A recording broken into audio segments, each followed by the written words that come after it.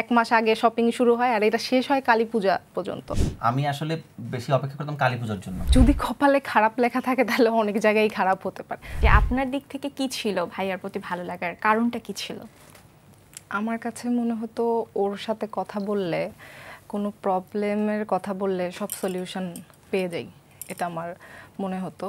আর আমি খুব ডিপেন্ডেন্ট হয়ে খুব কনফিডেন্ট থাকতাম যে না, ওই প্রবলেমটা খুব সুন্দর করে সলিউশন করে দিবে। আমি খুব রিল্যাক্স থাকতে পছন্দ করি, সো ওর হাতে আমি সব দায়িত্ব হ্যান্ডওভার করে দিতে পারি। এটা আর নিজেকে খুব সেফ লাগতো ওর সাথে থাকলে।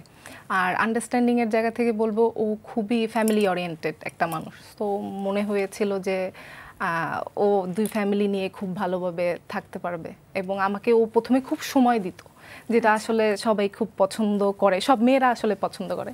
সো আমার মনে হতো যে না, ওর সাথে তারপর কথা বলতে বলতে তারপর মনে হলো সবকিছু ঠিকঠাক।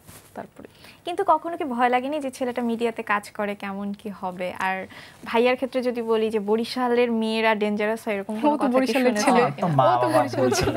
ওর মা তো বরিশালের। হ্যাঁ, মা বাবা দুজনেই বরিশালের। আর আমি আসলে জেলা ভিত্তিক বিষয়টা পছন্দ করি না, কারণ বাংলাদেশে 64টা জেলায় জেলখানা আছে। আপনি কারে ভালো বলবেন? সুপ্রিয়া, আপনার কাছে জানতে চাই যে ওই যে ভয়ের ব্যাপারটা, যে মিডিয়ার ছেলে কাজ করছেন নায়ক, এই ভয়টা কি ছিল? না, এই ভয়টা আমার ছিল না, কারণ যদি কপালে খারাপ লেখা থাকে তাহলে অনেক জায়গায় খারাপ হতে পারে। সো এই ভয়টা ছিল না।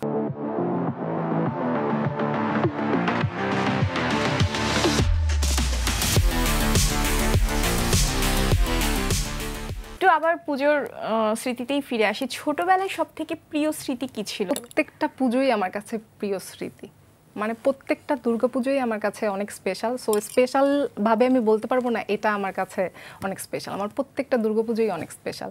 আমি বললাম যে পুরোটা বছর আমি ওয়েট করি এই দুর্গাপূজার জন্য। মানে আমার মনে হয় কোনো একটা প্রবলেম থাকলে ওই দুর্গাপুজোর আনন্দে সেই প্রবলেমটার প্রবলেম মনে হয় না। আমার আসলে বললামই তো, দুর্গাপূজাটা আসলে বিয়ের পর বেশি স্পেশাল হয়েছে। আমি আসলে বেশি অপেক্ষা করতাম কালী পূজার জন্য, বিকজ আমার মামা বাড়িতে কালী পূজা হতো কামারচিরা গ্রামে, ডাক্তার বাড়ি। সো ওই পূজার জন্য আমি খুব মুখিয়ে থাকতাম। কিন্তু দুর্গাপূজার যে 5 দিন, এটা আসলে বিয়ের পর আমি নতুন করে উদযাপন করছি। সো আমার কাছে নতুন করে স্পেশাল হওয়া শুরু হয়েছে মাত্র।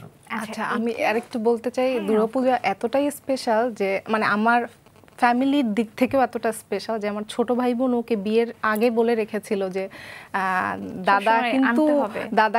দাদা দিদিকে নিয়ে কিন্তু পুজো আমাদের সাথেই করতে হবে। সো এটা ফার্স্ট শর্ত ছিল আমার ভাইয়ের, সুপ্রিয় ওর নাম। সো ও এইটাই শর্ত দিয়েছিল। আর আমার পূজা, এই যে দুর্গা পূজা শুরু হয় 1 মাস আগে শপিং শুরু হয় আর এটা শেষ হয় কালী পূজা পর্যন্ত। আর কালী পূজা হচ্ছে এখন আরো বেশি আমার কাছে স্পেশাল, কারণ আমার মামা শ্বশুর বাড়িতে আসলে 100 বছরের পুরনো কালী পূজা হয়।